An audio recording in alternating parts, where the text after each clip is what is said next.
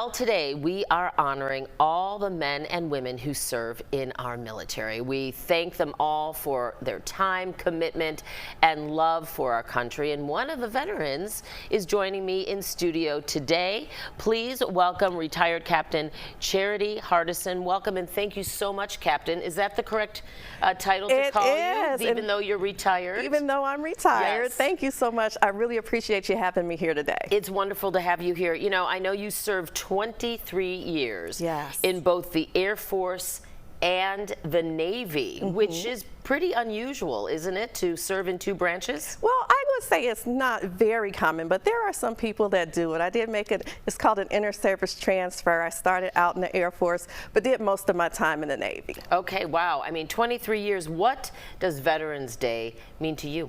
So I'm not sure if most people know that less than 1% of Americans serve in the military. So for me, Veterans Day is really about honoring that 1%, the men and the women who did step up and say, hey, I'm going to serve.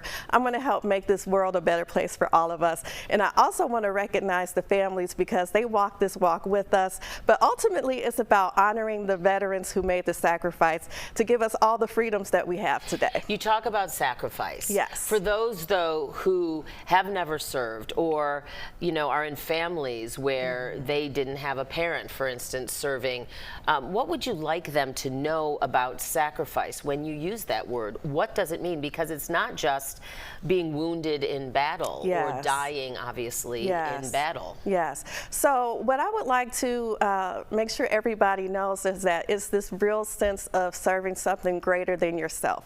It's a lot of days away from family. There was so many holidays, Thanksgivings, Christmases that I spent away from my children, from my mother, but it was because of the greater good. So just understanding that some of the things that others might just take for granted, we really understand that sometimes we have to put ourselves aside to make it better for our nation. Yeah.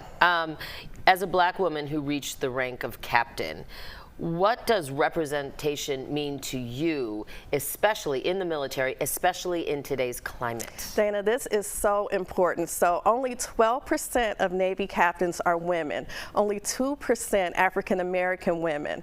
So I've learned that representation is not about being the first, but it's about making sure you're not the last.